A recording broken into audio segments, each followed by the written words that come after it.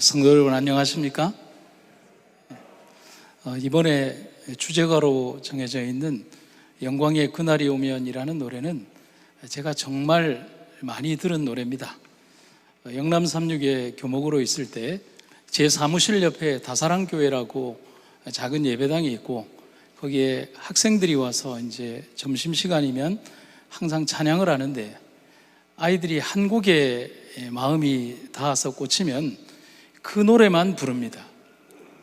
그런데 찬양팀들이 한 10팀 정도가 넘는데, 시간마다 와서 새 천사여 날개를 펼쳐라를 하는데 저는 바로 옆에 붙어 있거든요. 그 아이들이 한 2번씩 부르고 10팀이 부르면 저는 하루에 20번씩에서 한 30번씩을 한 달 내내, 그때 한 2달 정도 들은 것 같아요. 그래서 어느 날 아이들이 열심히 부르고 난 다음에 제 사무실 문을 열더니만은 목사님 이 노래 어때요? 라고 하길래 저도 모르게 그 천사는 아직도 안 갔니? 라고 그렇게 대답을 했습니다. 하도 새 천사가 날개를 펼쳐야 되는데 새 천사의 날개를 펼쳐라고만 얘기하고 가지를 않아서 그렇게 했던 것 같습니다. 그런데 오늘 이렇게 노래를 들으니 감회가 새롭습니다. 지금은, 그때는 말할 수 없었지만 지금은 말할 수 있는 이야기가 있습니다. 거진 25년 전 경남의 한 교회로 제가 사경회를 갔습니다. 목회자가 없는 교회였고 거의 그렇듯이 숙소는 교회에 딸린 도르가 방이었습니다. 통밀빵 공장을 하는 장로님이 아주 환영을 해주시고, 구불구불 산길을 따라가서 그 장로님의 집에 가서 아주 이른 저녁을 먹었습니다. 왜 이른 저녁이라고 하면 저녁 식사하러 갑시다라고 하면서 2시 반에 저를 데리고 갔으니까요. 의미심장하게 저녁 식사를 먹자고 한 다음에, 제가 잘 먹고 난 다음에 장로님께서 저에게 조심스럽게 다가오더니만은 아주 의미심장한 이런 얘기를 하셨습니다. 목사님, 우리 교회에 오신 다른 모든 강사 목사님들은 영성을 위해서 저녁을 안 드신다고 하시던데 오 목사님은 어떻게 하시겠습니까?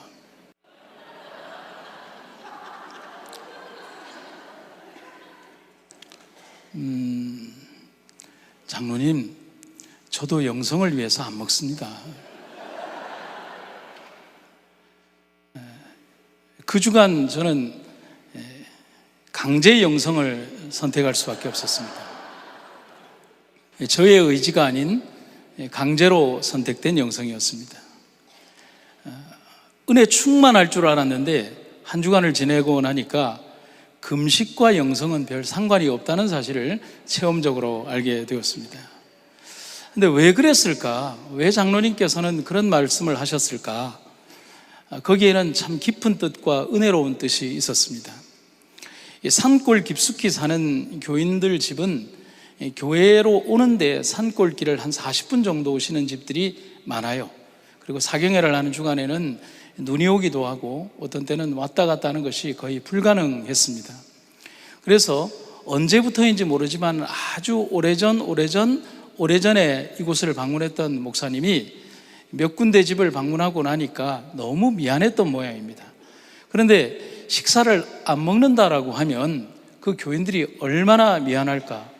그래서 목사님이 아마도 영성을 위해서라고 말씀하시고 나니까 은혜를 더 받았다는 겁니다. 그래서 그때부터 이 교회는 강사 목사님들은 저녁 식사를 안 하는 것으로 영성을 유지하는 것이라고 선택되었다는 겁니다.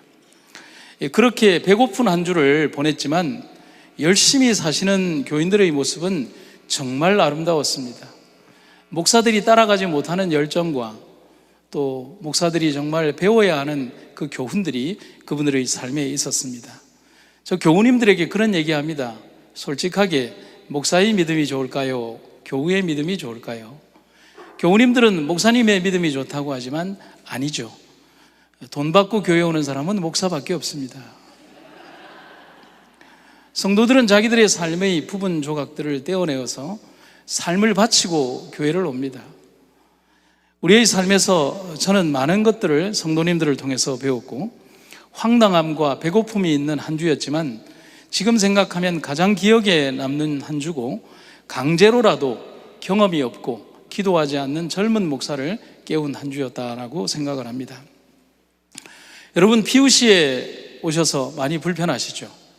저는 한국만 생각하다가 저의 형님 같은 우리 목사님께서, 우리 박흥성 목사님께서, 목사님, 우리 오레곤에서 PUC까지 자가용 타고 재밌게 갑시다 라는 말에 속아서 13시간을 차를 타고 같이 왔습니다. 제 생각에는 목사님께서 혼자 오기 뭐 하니까 어디 오르스룩한 목사 하나 잡아서 데리고 온 것 같습니다. 그런데 너무 재밌었습니다. 그런데 그 오는 길의 여정이 이 오레곤뿐만 아니라 각 곳의 교우님들께서 8시간씩 10시간씩 아무리 가까워도 몇 시간씩에 걸쳐서 오신 겁니다. 잠자리도 불편하고 식사가 만족스러울 수 있겠습니까? 그런데 여러분, 말씀이 있지 않습니까? 역동하는 젊음이 있어요. 막 터져나가는 젊음들이 요즘 어디에 있습니까? 어제 저녁에 저 카페에 가보니까 역동하는 젊음이 있는데, 저는 여러분들에게도 젊음이 있다라고 말씀드립니다. 여러분들에게는 갈렙의 청춘이 있지 않습니까? 아멘이 이거밖에 안 나와요? 취소할까요? 여러분들에게는 갈렙의 청춘이 있지 않습니까? 여러분들이 선택한 이 한 주가 모든 편리함을 두려워하고 오게 된 여정이지만 가장 행복한 시간임을 감사하시기를 간절히 바랍니다. 오늘은 남은 자 이야기의 두 번째 제목, 기억하라는 제목으로 말씀을 드리겠습니다. 16세기 스페인의 작가인 발타사르 그라시안이라는 예수의 신부 출신의 신부가 있었습니다. 그는 충실한 사제로 교회에 굉장히 충성했습니다. 출신 자체가 예수의 출신이니 그의 충성도는 말할 나위가 없습니다. 그런데 그는 글을 쓰는 작가였습니다. 글을 통해서 정말 많은 사람들에게 감동을 주었습니다. 그런데 교회의 허가 없이 책을 출간했다는 이유로 징계를 받고 교수직에서 해임을 당합니다. 그의 글이 그때 당시의 천주교의 사상이나 그런 일들에 반하는 내용이 담겨 있었던 모양입니다. 그때부터 감금과 감시에 시달려야 했습니다. 계속되는 처벌과 불이익으로 고통을 겪는 도중에 이 발타사르 신부는 1658년에 내가 예수회를 탈퇴하겠다라고 교황청에 서원을 올립니다. 하지만 그것은 기각이 됩니다. 그리고 그 해 57세의 나이로 의문이 남는 죽음을 맞이하게 됩니다. 그가 왜 죽었는지, 어떻게 죽었는지는 아무도 모릅니다. 그런데 그가 많은 글들 가운데에서 이 발타사르 신부가 남긴 아주 저명한 글이 있습니다. 기록은 기억을 남긴다라는 말입니다. 참 의미가 깊은 말입니다.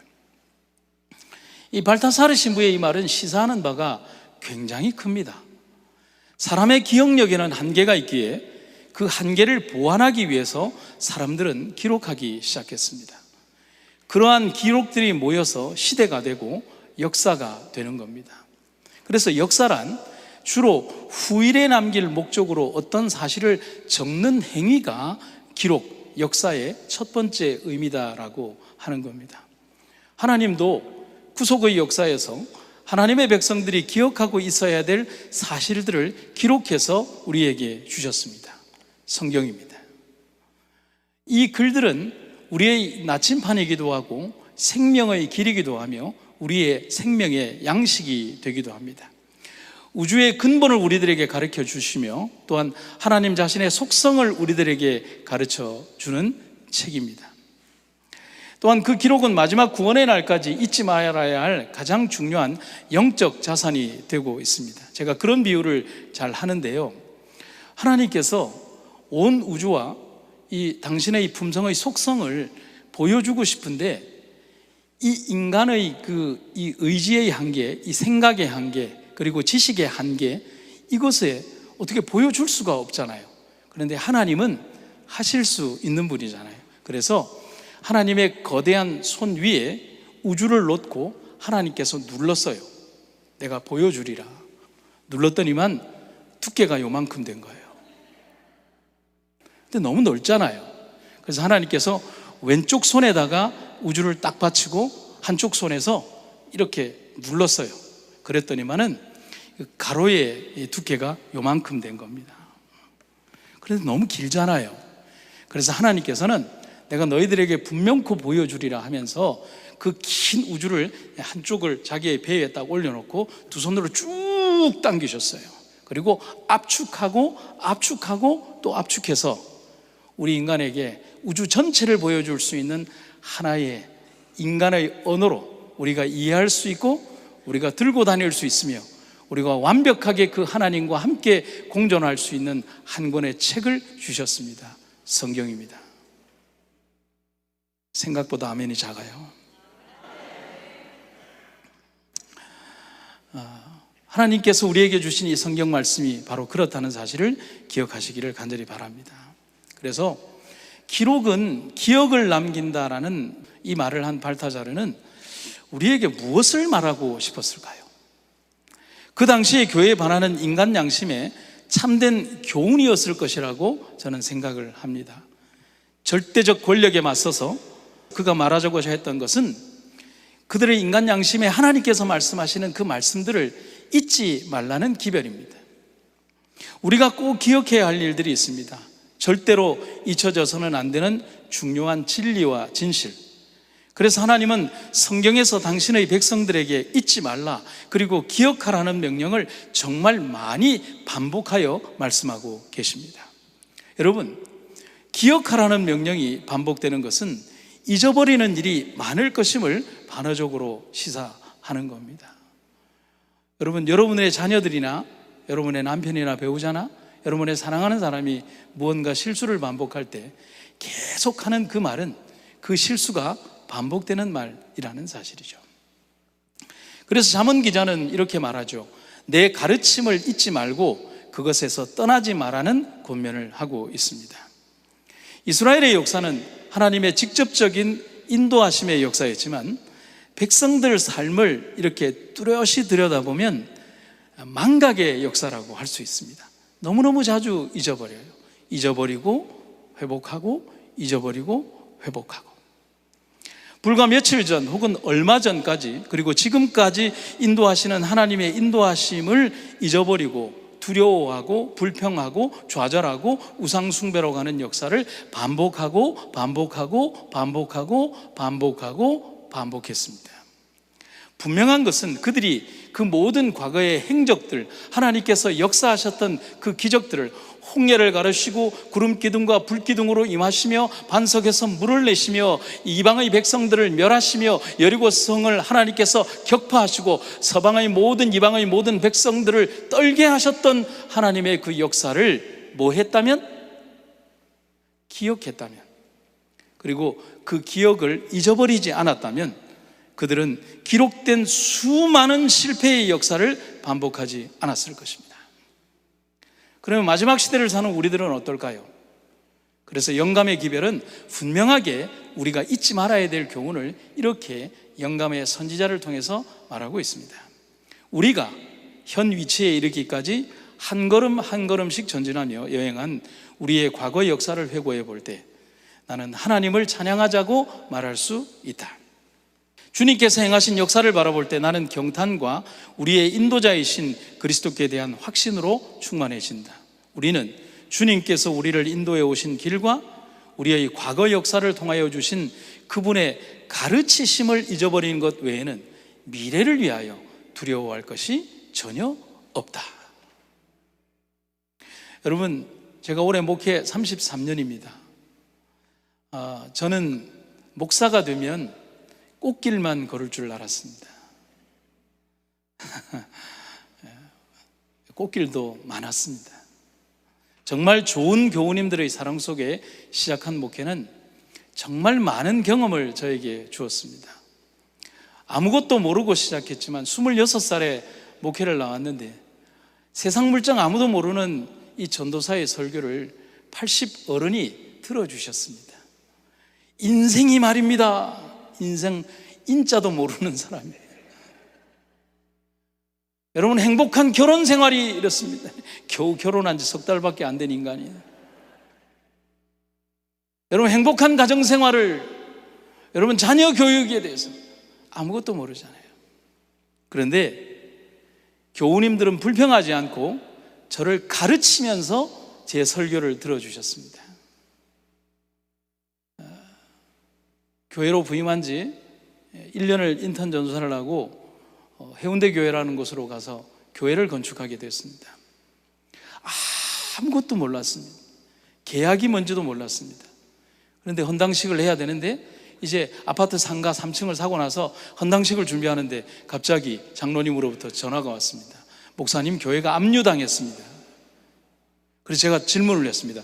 장로님, 압류가 뭐예요? 아무것도 모르니 그렇게 당한 겁니다.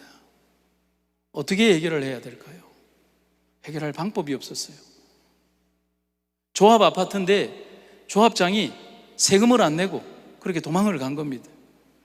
등기 이전이 안 된 그 건물이 교회 건물밖에 없으니까, 상가 건물밖에 없으니까 이 채권자들이 교회에다 압류를 건 겁니다. 구청에 갔습니다. 풀 수 있는 방법이 없나요? 돈 5억만 가져오면 된다고 합니다. 그 건물이 3억이었어요. 풀 수 있는 방법도 없고 그 어떤 조합장들이나 조합원들도 책임을 지지 않습니다 라고 하는 겁니다. 사표를 썼습니다. 해결하실 수 있는 분은 하나님밖에 없잖아요. 사표 썼습니다. 그리고 출근했습니다. 구청으로.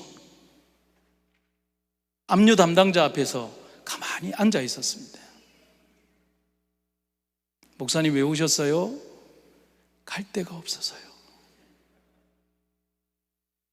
그 담당자와 함께 퇴근을 같이 했습니다. 다음 날 또 출근했습니다. 왜 오셨어요? 딱히 갈 데가 없어서요. 한 일주일을 출근하니까 그분이 애원합니다. 제발 오지 마세요. 괴로워 죽겠어요. 괴롭기라도 하시니 제 마음이 기쁘네요 라고 했습니다. 한 달쯤 출근하니까 구청에서 밥도 사주시더라고요. 그런데 어느 날 구청 담당 공무원이 제게 와서 제 손을 잡고 발짝발짝 뛰면서 그럽니다. 하나님 살아 계신가 봅니다. 왜요? 아직 아니잖아요. 제가 뭐라고 얘기했는데. 하나님 살아 계신가 봅니다. 그 조합장이 대뜸 찾아와서 자기의 아파트 팔아서 압류를 해제하고 갔습니다. 아멘 하세요. 네. 네. 하나님이 해결하신 겁니다. 그런 목회를 했습니다. 그 교회를 마무리하고 경북 봉화의 깊은 춘향이라는 곳으로 목회를 날아갔습니다. 너무 깊은 곳으로 들어가다 보니까 이사하기 전날 밤 선배 목사님께서 전화를 하셨습니다. 목사, 뭐 잘못한 일 있나? 네가 와 글로 가는데. 그게 젊은 목사에게 할 전화는 아니잖아요. 거기에 가니까 너무 좋았습니다. 방문 가면 고사리 뜯고 제가 담당한 교회가 7교회인데 교인 수가 600명이었습니다. 합회에서 침례자가 안 나와서 저에게 막 뭐라고 하면 제가 이제는 짬밥 좀 됐다고 그래 얘기합니다. 저 화나게 하면 우리 교인들 다 됐고 동정안으로 투항해버릴 겁니다 라고 했습니다. 정말 많은 경험을 했습니다. 31살에 주례를 섰습니다. 신랑이 34살이었습니다. 그런데 이 두 남녀가 장로교회에서 성장을 해서 안식일교회로 온 친구들이었거든요. 그래서 장로교회 예배가 마쳐지는 그 시간에 장로교회 바로 춘향 장로교회 바로 앞에 있는 그 예식장에서 하겠다는 겁니다. 그래서 그때 1시에 딱 12시 만에 예식장이 잡혀서 제가 딱 준비를 하고 신랑 신부가 있는데 모든 하객들이 장로교인이었습니다. 근데 제가 31살이고 신랑이 34살인데 주례자 등단하시겠습니다 하고 제가 딱 주례를 하고 딱 올라가니까 할머니들이 귀가 잘 안 들리잖아요. 그러니까 자기들이 뭐라고 해야 되냐면 이거 아가 주례를 하네 이러면서.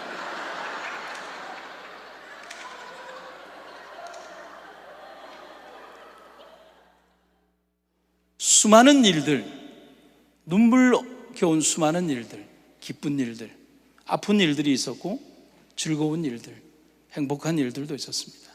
7년 동안 100건이 넘는 장례를 치렀습니다. 헤아려 보니 120건 정도의 장례를 치렀습니다. 동료 목사들이 저에게 고생했다고 하지 않고 너는 저승사자라고.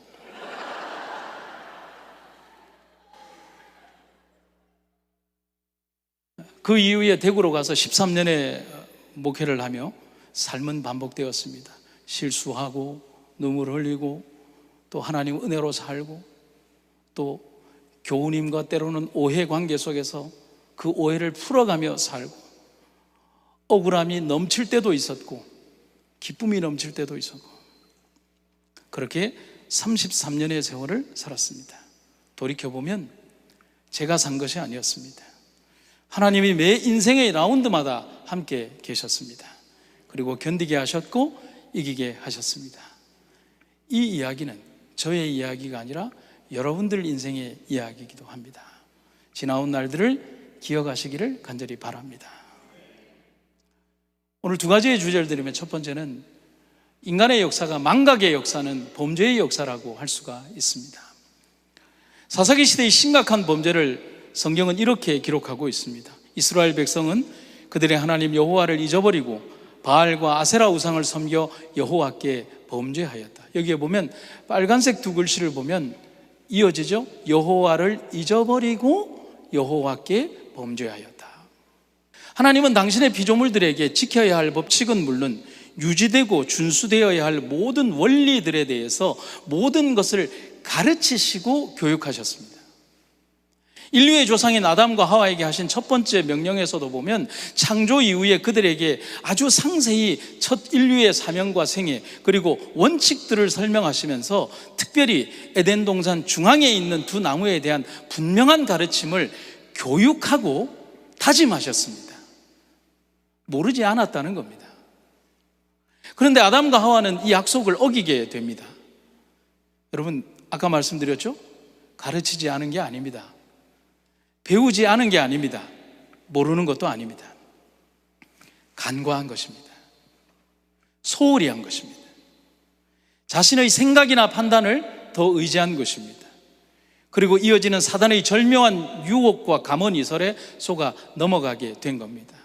사단은 인간 내면의 아주 작은 틈을 절대로 놓치지 않습니다. 이 정도면 되겠지라고 생각하는 생각은 인간적인 생각이에요. 사단은 우리가 생각할 수 없는 인간의 마음속 균열을 정확하게 잡아냅니다. 그걸 6,000년 동안 연구했잖아요. 그리고 이스라엘 백성들의 역사 속에서도 보면 사단은 아주 성실한 일꾼으로 등장합니다. 특히 광야에서 보여준 이스라엘 백성들이 보여준 그들의 반복되고 계속되는 불평과 불만, 하나님과 모세에 대한 반역적인 행동들은 그들이 하나님의 존재를 모르는 자들이 아니라 하나님의 역사와 기적을 간과하고 잊어버렸기 때문이라는 겁니다. 여러분 왜 간과하고 잊어버렸냐면 불과 3일 전에 홍해 바닷가를 가르고 왔는데 3일 뒤에 불평합니다. 간과한 거잖아요. 광야의 이야기를 보면 불과 3일 전에 그 이야기를 볼 수가 있습니다. 얼마나 무섭고 황당한 일일까요? 여러분 우리에게 질문하면 우리는 안 그럴까요? 여러분과 우리의 신앙생애는 안 그럽니까? 망각은 그렇게 무서운 것입니다. 그래서 실존주의 철학자 니체는 망각에 대해서 아주 의미심장한 이런 말을 합니다. 망각하는 자는 복이 있나니 자신의 실수조차 있기 때문이라. 여러분 이 망각이 좋다는 말입니까? 아닙니다.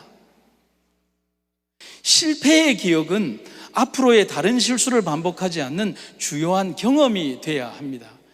여러분 제가 어제와 오늘 좀 다르지 않습니까? 어제는 막 이렇게 왔다 갔다. 근데 제가 제 영상을 보니까 정신이 없더라고요.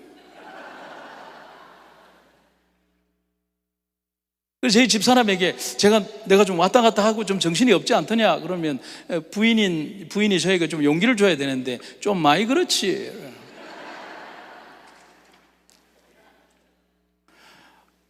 여러분 저희가 실수나 어떤 행동들을 교정할 때 특별히 목사님들이 자신의 설교를 듣고 볼 때 그리고 저는 이 원고를 여기에 전문 원고를 해서 토시까지 다 씁니다. 그렇게 하는 이유는 실수하지 않기 위해서 그렇습니다. 실패의 기억은 앞으로의 다른 실수를 반복하지 않는 주요한 경험이 되어야 합니다. 그래서 저는 저의 나이 들어감이 좋습니다. 어떤 성도님이 저에게 그러더라고요. 목사님에게 선택의 권한이 있어서 한 30년 전으로 시간을 되돌릴 수 있다면 돌아가시겠습니까? 제가 1초도 기다리지 않고 안 돌아갑니다 라고 했습니다. 왜 안 돌아갑니까? 30년 전에 나는 실수가 너무 많았습니다. 교회를 압류당했잖아요. 구청에 한 달 동안 또 출근을 어떻게 합니까? 저는 너무 거칠었습니다.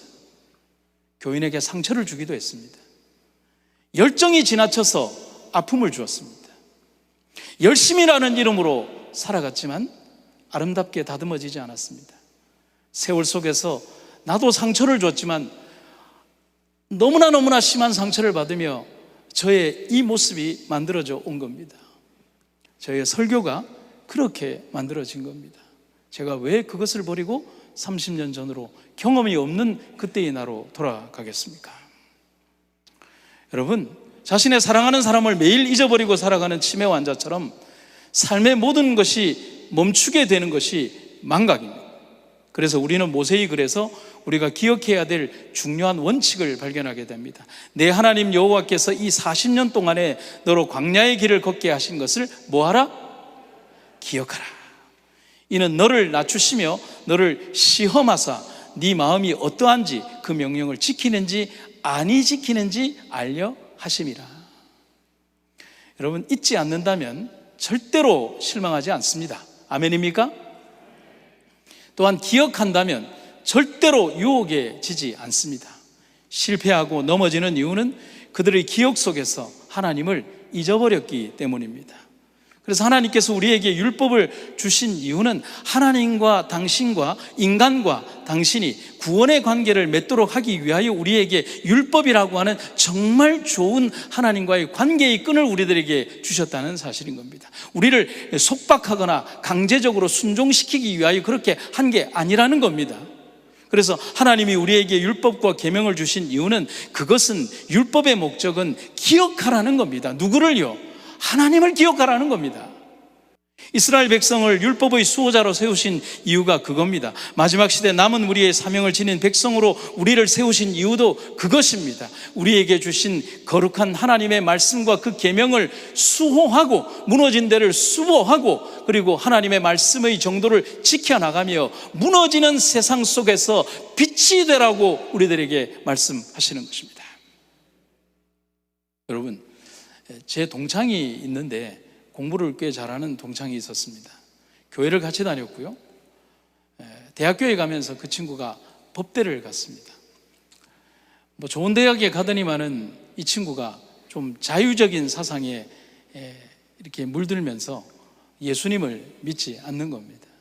그러더니만 어느 날 저에게 남산으로 올라오라고 그러는 겁니다. 여러분, 서울 남산에 가면 제일 많이 보이는 게 뭘까요? 붉은색 십자가입니다. 정말 많아요. 정말 많아요. 물론 지금은 네온 사인이나 어떤 이런 등불들이 많지만 개수로 따진다면 정말 붉은색 십자가가 많습니다. 저는 인지를 못하고 있었는데 그 친구가 저에게 이런 얘기를 합니다. 호철아, 내가 예수를 안 믿는 이유가 뭔지 아니? 뭐냐니까.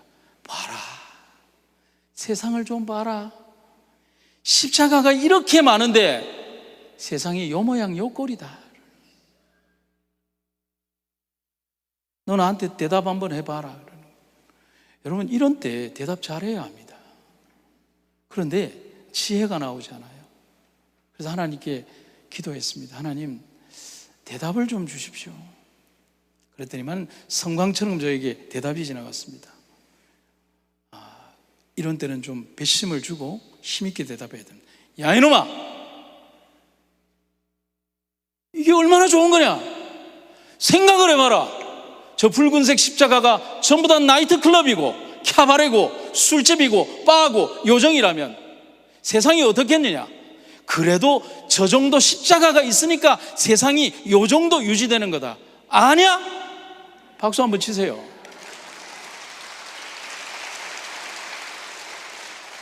그래서 제가 친구에게 그랬습니다.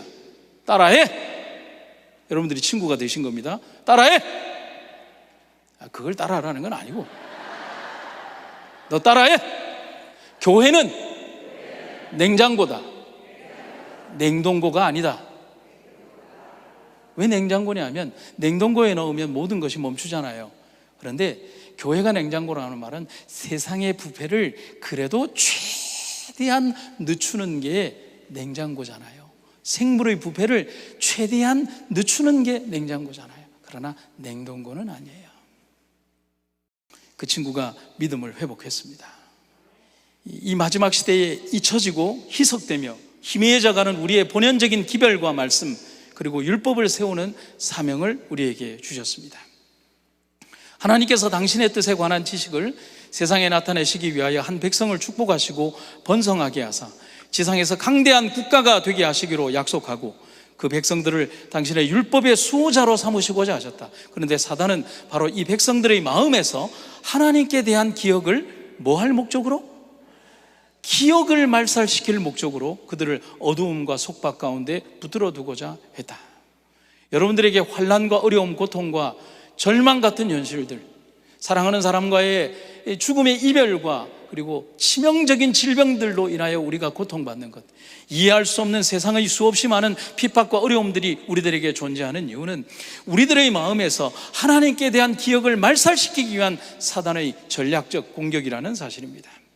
마지막 시대 사단의 공격은 우리의 생각과 마음에서 하나님을 망각하게 하는 것입니다. 편리함 속에 길들여지게 하고 합리적이라는 이름으로 세상의 정신으로 교회를 채우고 물질적인 축복으로 내 삶의 우선순위에서 믿음을 약간 덜 중요한 순위로 바꿔버리고 있습니다. 제가 뭐라고 했어요? 약간 덜 중요한 순위로 믿음을 다운그레이드하는 것입니다. 여러분, 사단은 집요하고 교활합니다. 사단은 우리가 지금보다 조금만 덜 충성하고 지금보다 조금만 더 세상에 관심을 가지게 하고 그 다음에 하나님에 대한 생각보다는 사업과 명예 그리고 세상적인 일들에 조금만 더 집중하게 하고자 하는 겁니다. 그거면 됩니다. 그 다음에는 자연스럽게 균열이 오기 때문에 그런 겁니다. 큰 암석에 이렇게 자르는 방법이 간단하자 하죠. 억지로 이 쇠로 정을 박는 경우도 있지만은 이렇게 구멍을 몇 개 뚝뚝뚝뚝 해놓은 다음에 거기에 물풀의 나무 같은 것을 탁탁탁탁 꽂은 다음에 해가 바짝 비출 때 거기에 물을 쭉 뿌려놓으면 물풀의 나무가 쭉 늘어나면서 바위를 쩍 갈라버린다는 겁니다. 간단해요. 여러분 한번 따라해 보시겠습니까? 제가 우리 교우님들에게 아주 자주 하는 표현인데 여러분들에게도 한번 해보겠습니다. 조금만 비겁하면 세상은 참 편하다. 맞나요? 왜 그래요? 조금만 비겁하면 세상 살기 참 편합니다. 조금만 비겁하면 믿음 생활하기도 참 편합니다. 거룩한 부담감 그따위 거 다 필요 없습니다. 그냥 조금만 비겁하게 살면 됩니다. 그러나 그렇게 살아서야 되겠습니까? 요셉을 한번 떠올려 봅니다. 요셉이 견뎌야 했던 13년은 치욕과 모욕과 수치와 억울함의 시간이었습니다. 그런데 요셉이 견뎌야 했던 13년의 치욕은 다른 사람들과는 좀 달라요. 거기에 뭐가 첨가됐냐면 성폭행범이라는 우리가 상상할 수 없는, 그저 칼에 죽는 것은 명예롭고 좋은데 그것은 우리가 받아들일 수 없는 거잖아요. 사단의 입장에서는 이 기간을 통해서 요셉의 마음속에 있는 하나님에 대한 믿음과 생각과 의지를 아예 꺾어버리고 지워버리고 망각하게 만들고 진절머리가 나게 만들고 싶은 거예요. 하지만 요셉은 잊지 않았습니다. 기억했습니다. 그래서 그는 13년의 그 시간을 지나고 당당하게 승리자로 애굽의 왕 앞에 설 수 있었습니다. 그것이 하나님의 목적이었습니다. 여기에 보면 기록이 되어 있죠.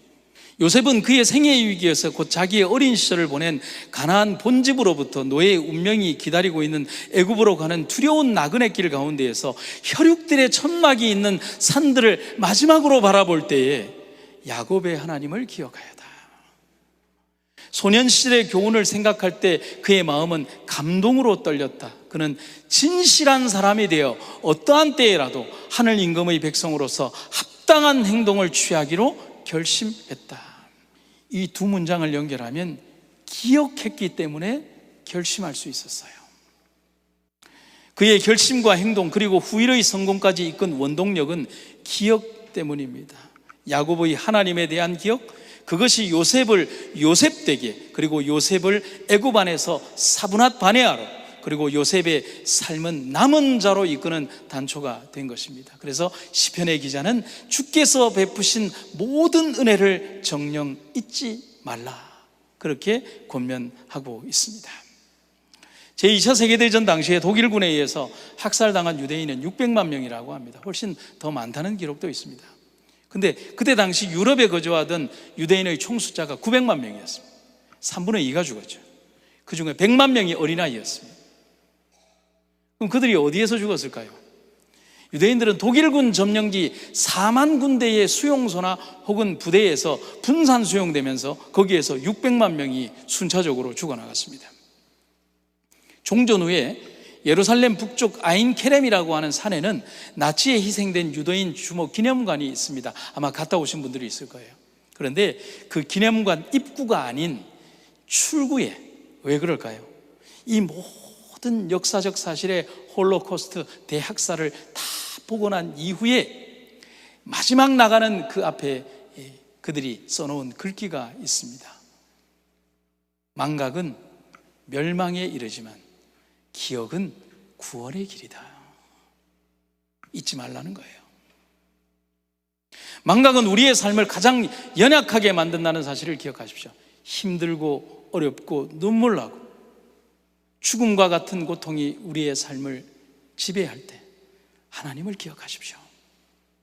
어떤 방법론적인 것, 어떤 기술적인 것, 어떤 형태적인 것, 어떤 다른 것들이 아니라 여러분들의 마음속에 하나님을 기억하십시오. 마지막 시대 남은 무리로 사는 우리에게 있어서 우리가 기억하고 지켜야 할 기별은 바로 나 자신을 올바로 세우는 가장 강력한 무기이자 갑오심을 잊지 말아야 합니다. 하지만 사단은 우리에게 반복되는 역사를 요구할 것입니다.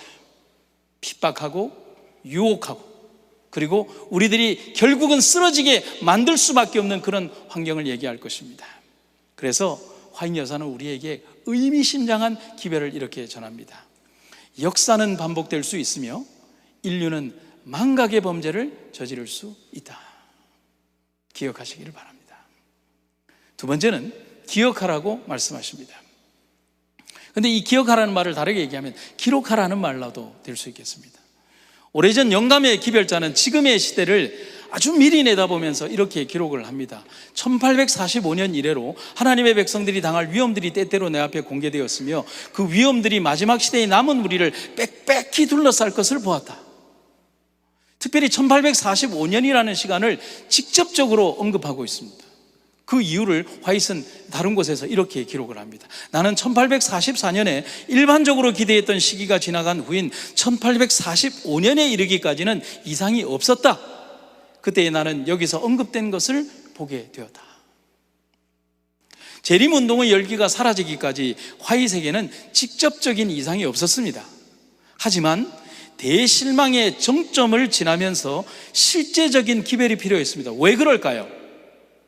왜 대실망의 그 정점을 지나면서 화이트에게 실제적인 영감과 이상과 기별이 필요했을까요?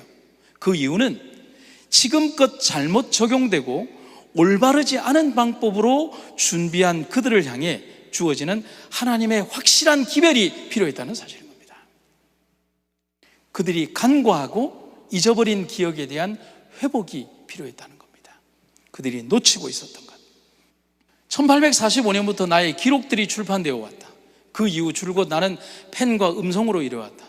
내게 주어진 빛을 나누어 줄수록 보다 많은 빛이 내게 이르러 왔다. 나는 신구약 성경 말씀에 대한 보다 매우 많은 빛을 가지고 있다. 나는 우리 백성들에게 이것을 제시할 것이다. 엘렌 화이트의 삶을 아주 짧게 조명해 보면 1844년 12월에 첫 번째 이상을 봅니다. 그리고 2월에 이상을 전합니다. 그리고 둘째 이상을 보는데 그 내용은 첫 번째 이상을 전하라는 기별이었습니다. 그것을 2월 달에 전하게 됩니다. 그리고 1845년 여름에 이르러서는 저술하라는 명령의 이상을 또 받습니다. 그런데 이 저술을 하라는 것은 뭐 하라는 거예요? 기록하라. 다르게 이야기하면 뭐 하라? 기억하라는 겁니다. 그런데 그때 당시 이 명령을 받았을 때 화인 여사는 손이 떨려서 글을 쓸 수가 없었습니다. 그 이후 1846년에 데이스타시의 첫 번째 이상을 기고하게 됩니다. 기록하게 됩니다. 하나님께서 1845년 이래로 한 여인을 택하고 영감의 기별을 기록하게 하신 것은 이 땅에 존재하며 살아가야 할 하나님의 백성들이 당면해야 할 위험들을 이미 미리 보셨기 때문에 그렇게 하셨다는 것입니다. 여러분, 하나님께서 노아를 통하여 몇 년 전에 기별을 주셨습니까? 120년 전에요. 그래서 저는 성도님들에게 그런 얘기를 합니다. 노아의 기별은 120년을 앞서간 기별이라. 아멘입니까?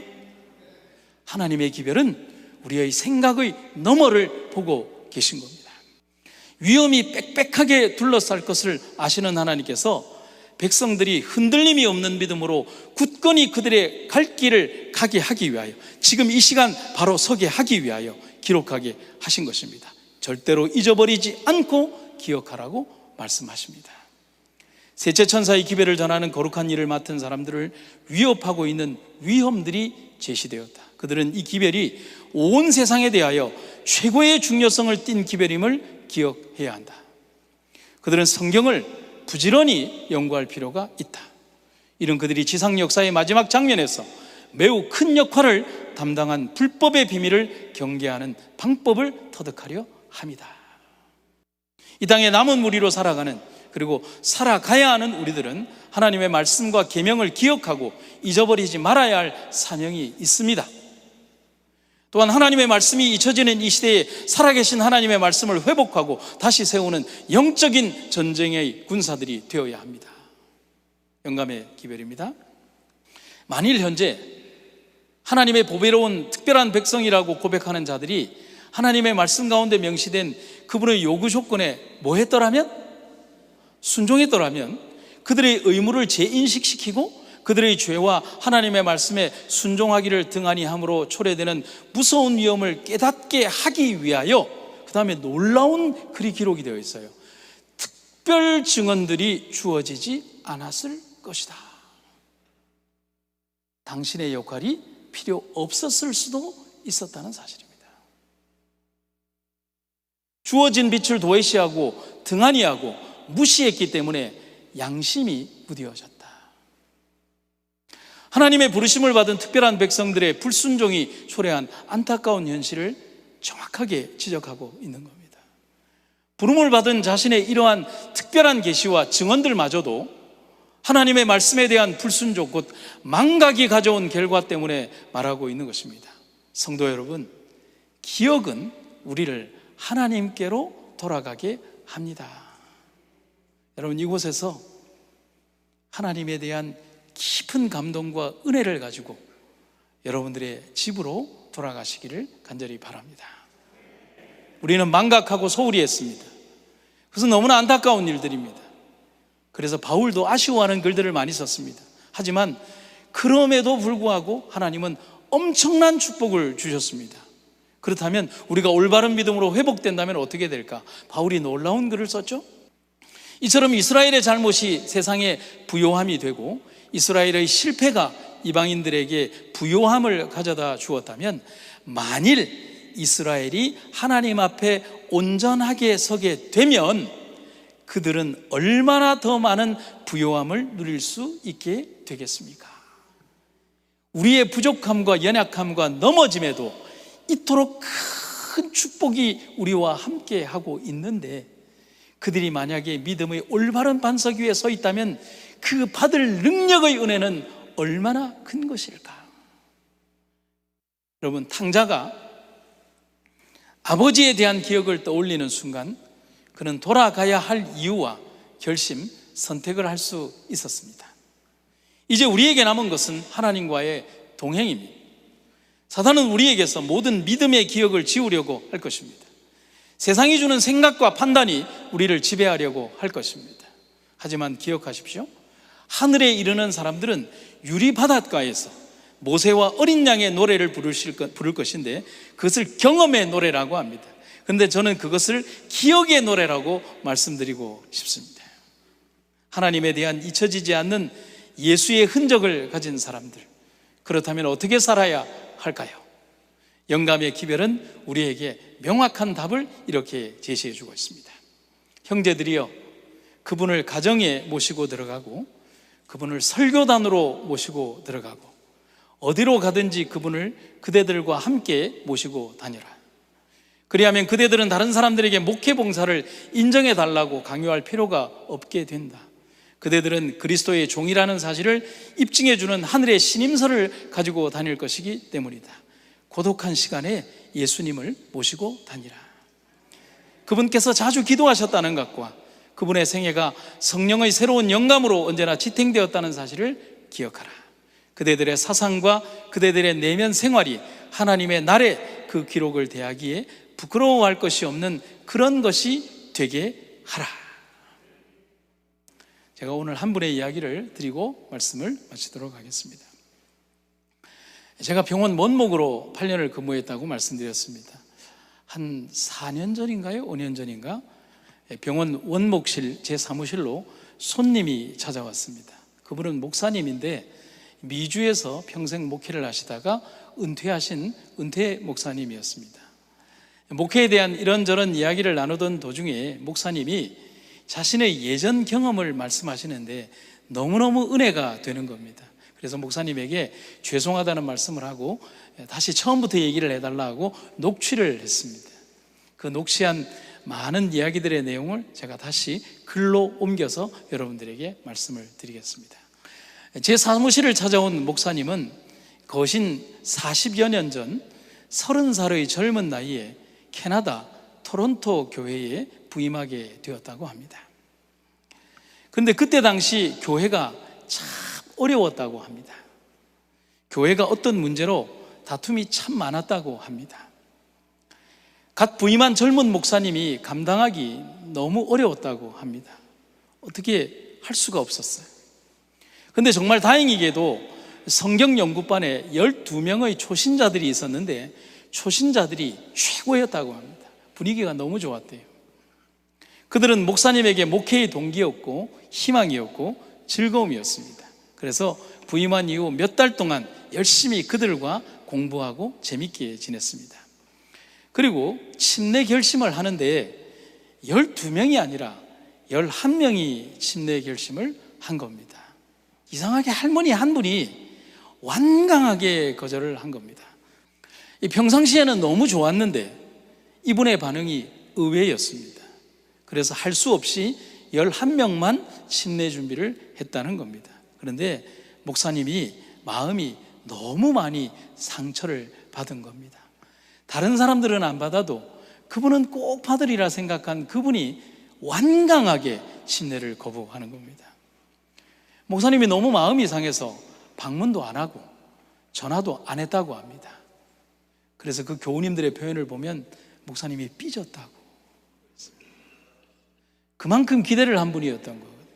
그런데 집사님 한 분이 목사님을 다 이런 거예요. 목사님이 그래도 그러면 되냐고, 전화라도 한번 해보라고. 그래서 목사님이 전화도 안 한다고 그러다가 양심의 가책을 느껴서 한 목요일쯤 마지못해서 전화를 했다고 합니다. 그분이 전화를 받았습니다. 인사를 하고 별다른 말을 하지 못하고 있는데 전화기 너머에서 그분이 권하지도 않는 대답을 이렇게 하더라는 겁니다. 목사님, 이번 안식일 침례 받겠습니다. 그래서 깜짝 놀랐지만 목사님은 너무 기뻐서 12명이 이 침례를 받게 되었습니다. 침례식은 은혜롭게 끝났습니다. 침례식이 끝나고 몇 분의 간증을 듣는 시간, 목사님은 마지막까지 자신의 마음을 애타게 했던 12번째 결신자에게 간증을 부탁했습니다. 부탁한 이유가 목사님 말씀하시기를 소심한 복수라고 말씀을 하셨어요. 부탁받은 그분이 12번째 결심자가 나와서는 이 마이크를 잡고 하염없이 울기만 하더라는 겁니다. 한참을 울고 난 다음에 그분이 이렇게 간증을 시작했다고 합니다. 제 이름은 김남재입니다. 올해 72살입니다. 그런데 이어지는 그분의 눈물과 간증 속에는 너무나 놀라운 사실이 숨겨져 있었습니다. 그분의 간증 내용은 이랬습니다. 그녀는 4개월 전 토론토에 사는 두 딸이 초청을 해서 카나다로 오게 되었다는 겁니다. 그래서 주중에는 작은 딸 집에서 지내고 버스 타는 법을 배워서 주말에는 큰 딸 집에 가서 주말을 지내고 오는데 3개월 전 어느 토요일에 버스를 타고 가는데 창밖으로 스치듯 토론토 제7일 안식일 예수 재림교회가 보였다는 겁니다. 여러분, 버스가 지나가면서 보이는 게 뭐 이렇게 스치듯 지나가잖아요. 그런데 그 간판을 보고 이분이 무언가에 홀린 듯 그 간판을 본 다음에 그냥 무작정 그 다음 정류소에서 내려서 알지도 못하는 그 길을 대강 찾아서 오게 된 겁니다. 그날이 안식일이었어요. 예배가 드려지고 있었어요. 교회를 왔더니 젊은 목사님이 설교를 하는데 인상도 좋고 설교도 참 좋고 잘생겼더라는 겁니다. 근데 이 내용은 그 목사님이 저에게 한 내용이에요. 김남재 성도의 얘기는 아닌 것 같아요. 하여튼 그 목사님이 저에게 얘기해 준 내용을 지극히 개인적인 의견이고 저희와는 상관이 없습니다. 그렇게 얘기하신 거예요. 그날부터 한 주도 빠지지 않고 교회를 나오는데 왠지 이 젊은 목사가 이미 알던 사람 같은 느낌이 너무너무 들더라는 겁니다. 알 수가 없잖아요.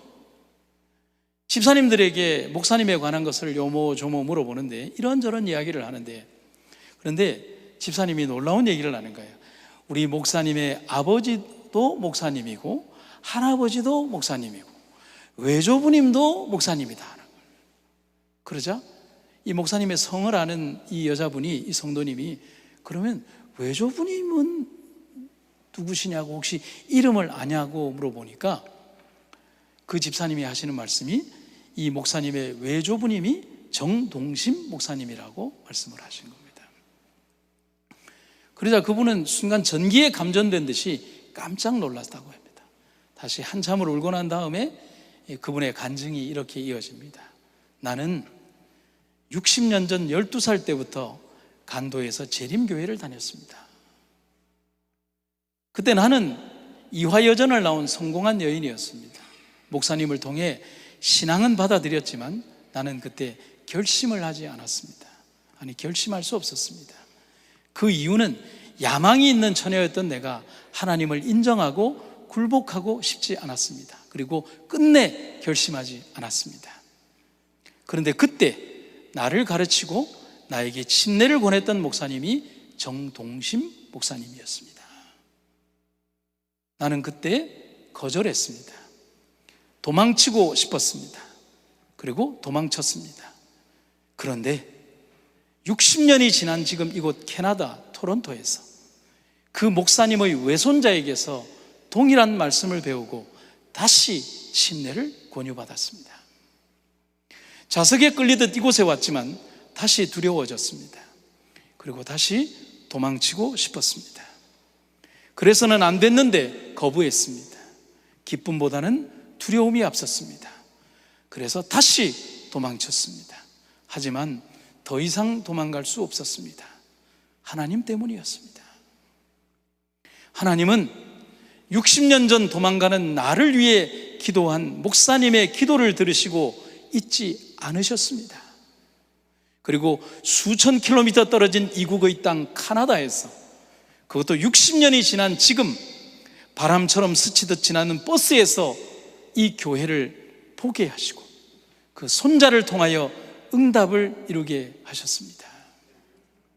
그리고 하나님은 나에게 60년 전에 갚지 못한 믿음의 빚에 대한 청산을 요구하셨습니다.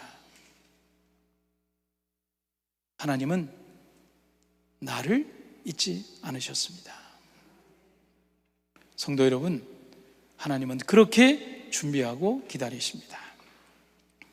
영감의 기별입니다.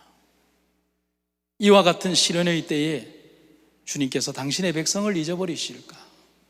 그분께서 홍수전 세상을 심판하실 때 충성된 노아를 잊어버리셨던가? 그분께서 하늘에서 불을 내려 평온의 도시들을 태워버리실 때 롯을 잊어버리셨던가? 그분께서 애굽에서 우상 숭배자들에게 둘러싸여 있는 요셉을 잊으셨던가? 그분께서 이세벨이 바알 선지자들의 운명과 같이 만들겠다고 엘리야를 위협하는 맹세를 했을 때 그를 잊어버리셨던가? 그분께서 풀무불에 던져진 훌륭한 새 청년을 잊으시거나 사자굴에 들어간 다니엘을 잊으셨던가? 성도 여러분, 잊지 않으십니다. 우리도 결코 잊지 않아야 합니다.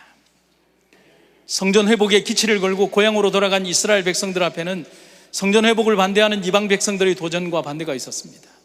두려웠을 것입니다. 엄청난 패배감이 찾아왔을지도 모릅니다. 하지만 선지자 느헤미야는 믿음으로 백성들에게 이렇게 말합니다. 내가 돌아본 후에 일어나서 귀족들과 민장들과 남은 백성에게 말하기를 너희는 그들을 두려워하지 말고 지극히 크시고 두려우신 주를 기억하고 너희 형제와 자녀와 아내와 집을 위하여 싸우라 하였느니라. 성도 여러분, 우리는 남은 자입니다. 하나님이 우리를 기억하신다는 것입니다. 남은 자는 하나님이 기억하시는 사람들입니다. 우리도 삶에서 하나님을 기억하며 살아가면 됩니다. 그런 사람들이 남은 자입니다. 기도하시겠습니다. 하나님, 언제나 우리를 기억하시는 하나님, 단 한순간도 멈추지 않고 당신의 마음에 우리를 두신 하나님, 그런데 어찌합니까? 우리는 당신을 너무도 자주 잊어버리고 살아갑니다. 종말이라고 말하기를 좋아하고 유명 강사의 예언 설교를 듣기 좋아하고 사람들에게 이제는 끝이 올 거야 라고 말을 하며 살아갑니다. 준비해야 한다고 권합니다. 준비하자고 외칩니다. 그런데 그러면서 정작 나는 하늘은 잊어버린 채 세상에 대한 더 많은 생각과 관심 그리고 욕심을 탐하며 살아왔습니다. 그저 보이는 내 모습에 만족하며 살아갑니다. 주님, 이 시간 저의 더러움을 씻어주시고 내 마음에 하늘만 담게 하여 주십시오. 하늘이 가까워졌습니다. 하늘을 준비하게 하여 주시고 내게 주어진 삶의 시간을 주님을 위해 사용하게 하여 주시옵소서. 예수님의 이름으로 기도드립니다.